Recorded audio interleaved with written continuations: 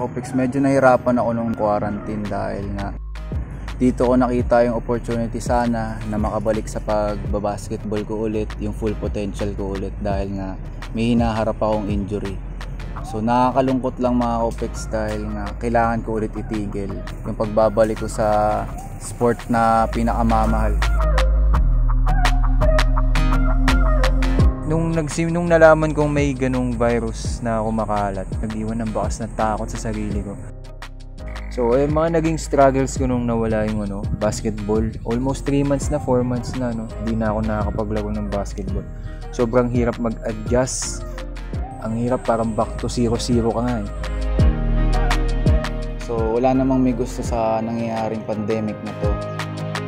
Pero kung ano yung pwede mong gawin sa inyo para magtuloy-tuloy sa pagpapakondisyon, gawin nyo na. Sa'yo kung magaya kayo sa akin na natatakot, so oras na ngayon para bumangon. Mag-extra work na kayo sa bahay nyo, kahit sa may bakuran lang.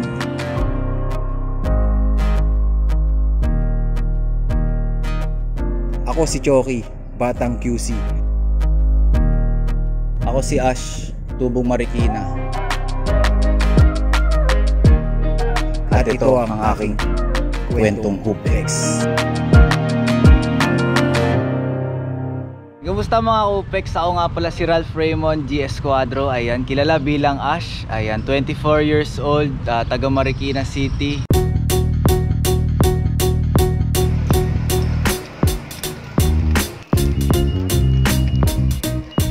So dito sa Marikina, dito talaga ako pinanganak. Dito ko nahasa yung sarili ko sa pagbabasketball. Dito ako lumaki, dito ako nagsimula. Ayun, naglalaro na interbarangay dito sa Marikina. Yan sa Team Barangka.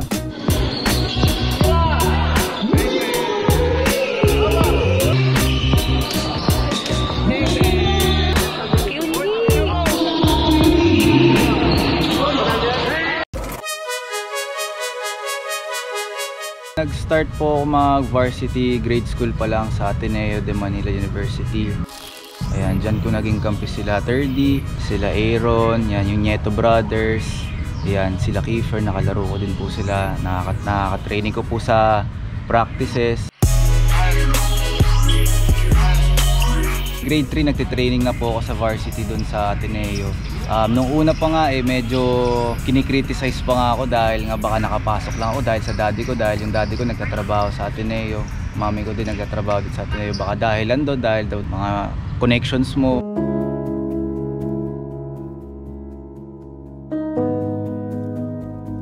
Nakakalungkot una pa lang magsimula mag-basketball dahil sinisimulan mo pa lang yung tapos madami na kagad bumabati ko sa'yo, kaya sobrang nakaka-depress. Minsan umaabot ako sa point na umiiyak ako, hindi ako makapag-aral ng maayos. Talagang dumating sa point na hindi ako nakapag-focus sa academics ko kasi kaka-focus ko sa basketball. Gusto kong pakita sa kanila mali yung sinasabi nila tungkol sa akin.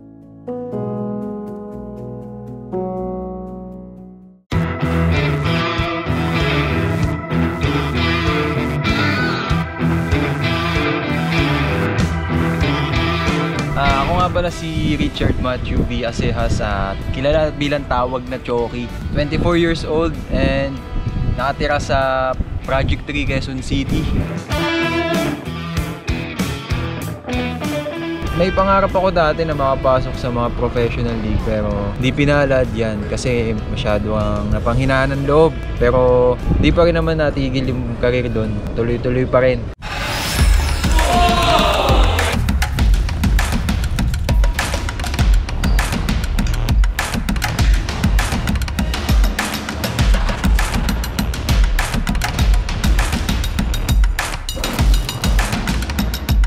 High school, nag St. Joseph Catholic School, tapos nag The First Uniting Christian School, then graduate ako sa Nakba.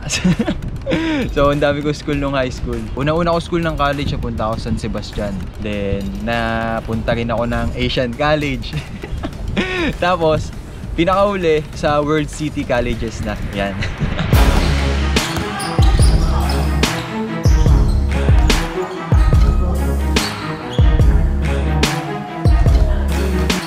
Naglalaro ako sa mga liga dati nung high school ako, sa mga ini-import pa ako dati sa kung saan saang lugar. Suki ako sa Marikina, yan. Madami akong liga sa Marikina dati nung wala pa akong tato. Hindi naman sa pagyayabang pero mataas talaga ako tumalag. So, ang mga ginawa akong training nun dati, nag-weights ako sa paa nung high school ako. Nilagyan ako ng weights habang naglalaro din. Unang-una yung jogging talaga. Kasi yung jogging sobrang lakas na magpakondisyon ng katawan yun. Bukod sa legs, sa resistensya na rin.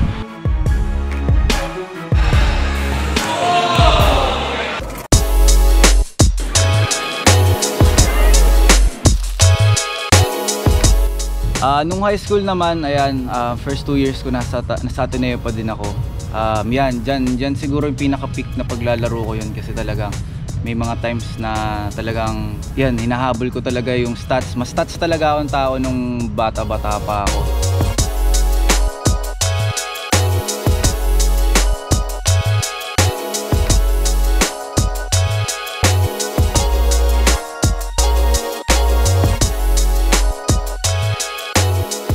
Talagang hinahabol ko triple-double sa mga liga namin, varsity leagues namin, triple-double, double-double, talagang palagi akong may goal.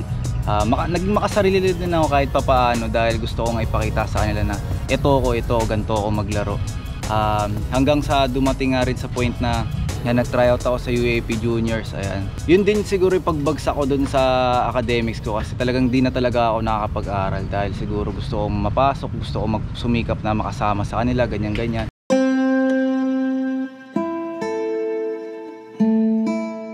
After na school year, bumagsak ako talaga.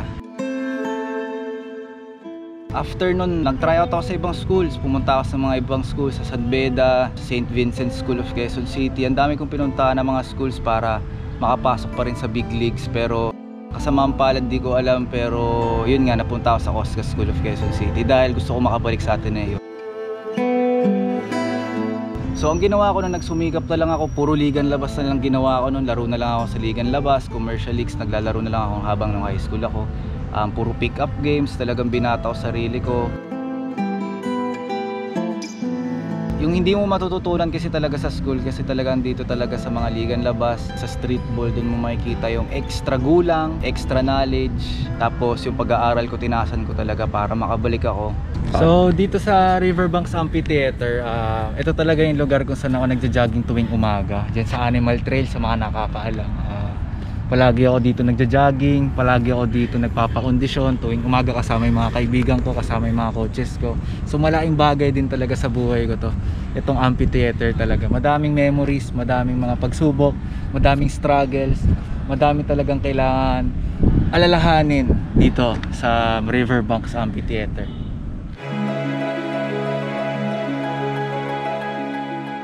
So nung high school nagdapsa ako sa may Cavite kasi nag-aral ako ng 1 year doon sa The First Uniting Christian School.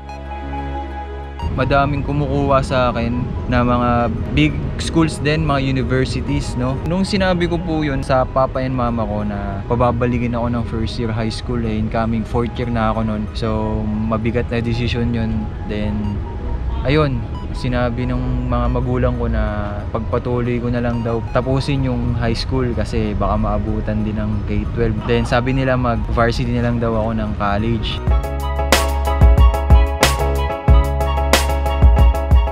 Pagdating ko ng college, medyo mahirap dahil maliit.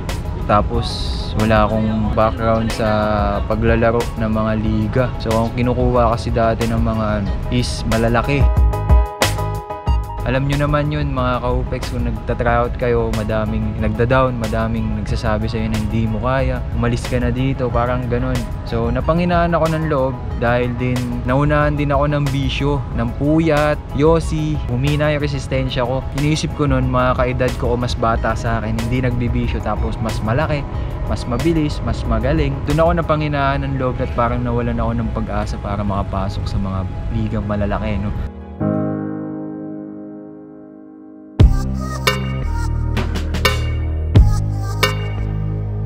Nung nag-graduate na ako, first year college na ako, nag-tryout ako sa PUP, tapos nag-tryout din po ako sa UP.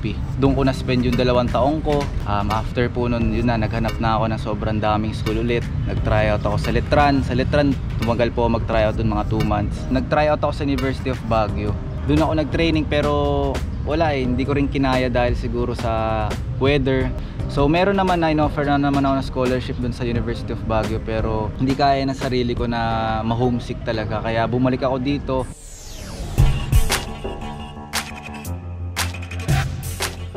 Hanggang sa isang araw, chinat ako ng kaibigan ko, nag-iaya lang na mag-training. Training lang na parang alam mo yun, extra training lang. Doon ako napunta sa World City Colleges of Quezon City, sa WCC. Yan, doon ko nakilala din si Choki, yan, si Matthew Aceas. Doon ko rin siya nakilala. Doon ako nagtagal, binigyan ako ng scholarship, doon ako nakapag-aral through scholarship. Doon ko na ilabas yung skills ko, lahat ng gusto kong patunayan, doon ko na ipakita.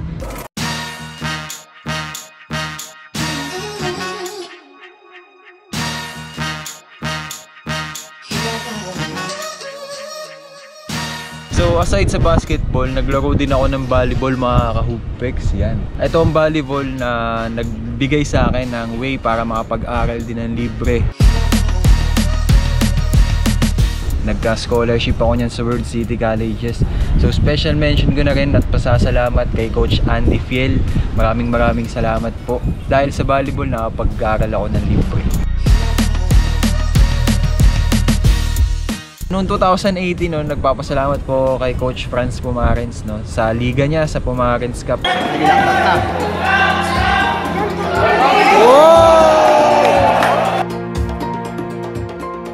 Isa yun sa mga pinakamalaking liga na salihan ko para sa akin. So, makikita nyo dito sa Pumarens Cup, halos lahat ng magagaling dito sa District 3 Quezon City naglalaro.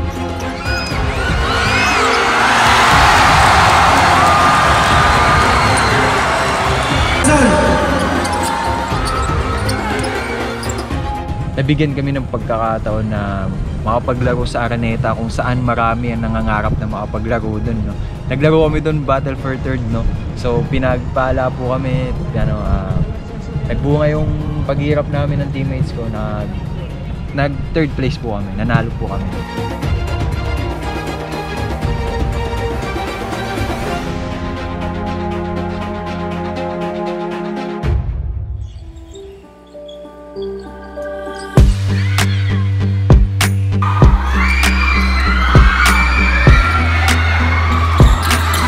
Every time na napapasok ako sa isang bagay, kailangan ko talagang patunayan sarili ko, kailangan ko maging underdog, kailangan ko talagang magsimula sa baba, kailangan kong, alam mo yun, kailangan ko paghirapan i-earn talaga. Kaya nakakalungkot lang mga ka-hooppex kasi nung time talaga nung sa WCC ako, unang taon ko na balian kaagad ako. Kaya nabalian kaagad ako ng kamay. So parang iniisip ko kasi talagang redemption year ko talaga yun. Sabi ko, ito WCC na, papakilala ko yung sarili ko. Napilayan kaagad ako, nabali yung buto ko.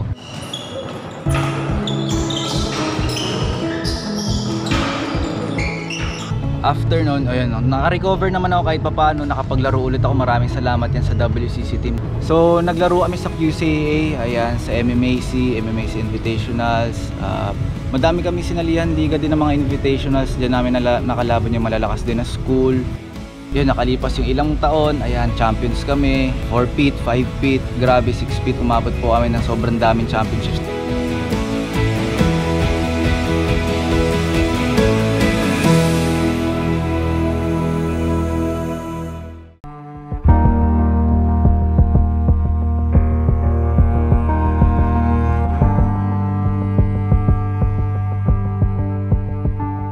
May isang nangyari pala na hindi ko inaasahan na dumating sa buhay ko. May nangyari kasi sa akin nung 17-18. At alam ko madami makaka-relate dito dahil nakabuntis ako na 17. Nagkaroon ako ng baby nung 18 years old ako.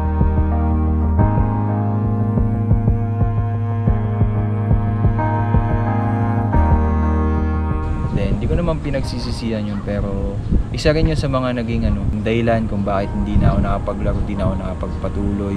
Pero dahil doon, mas lalong lumakas yung loob ko kasi syempre may anak na ako.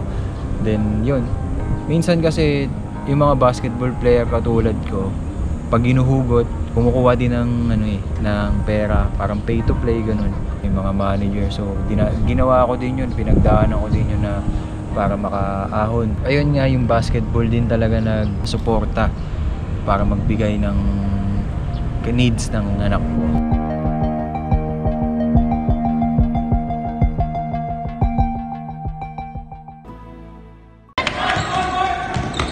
Stephen Curry!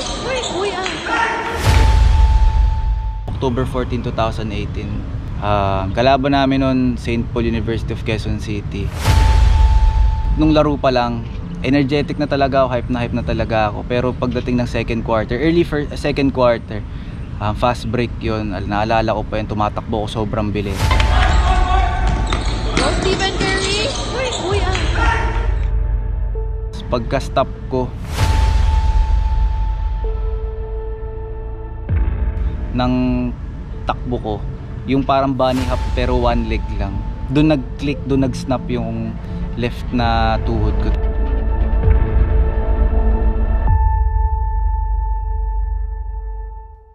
Talagang gusto ko may patunayan talaga nung araw na yun. Yun yung hindi alam ng mga teammates ko, hindi alam ng mga kasama ko talaga. Kasi ang coach ng kalaban namin si Coach Viz Valencia.